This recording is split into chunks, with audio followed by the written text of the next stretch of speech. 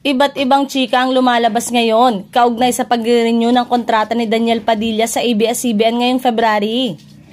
Incidentally, kung si DJ daw ay mananatiling kapamilya, iba raw naman sa kaso ng ex nitong si Catherine Bernardo. Sikat daw naman ay napapabalitang lilipat di umano sa ibang management company. May mga bulong-bulungan kasing gusto namang i-explore ni Kat ang ibang kumpanya na nagmamanage ng kanyang karera. May mga unconfirmed report pa na interesado raw ang Kapuso Network sa kanyang serbisyo. Jackpot nga naman ang GMA7 kung makukuha nilang mag-over the backod ang aktres. Isa pa raw sa nakapila at bet na kunin si Catherine ay ang kumpanya ni Ma Salvador na Crown Artist Management.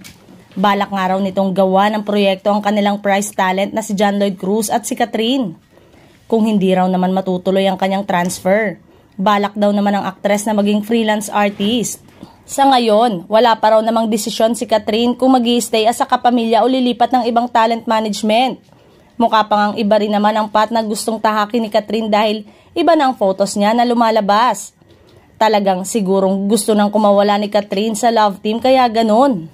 Pero kung ako ang tatanungin, pareho namang kaya nilang tumayong mag-isa. Pwede silang itambal sa iba at maging matagumpay. Dapat nga hindi na masyadong ibenta ang love team dahil parang iba na rin naman ang taste ng manunood. Tsaka mas matibay pag solo ka dahil pwede ka sa lahat. Mukhang gano'n na nga ang takbo ng karir nila kaya wish ng fans nila na maging matagumpay pa rin sila.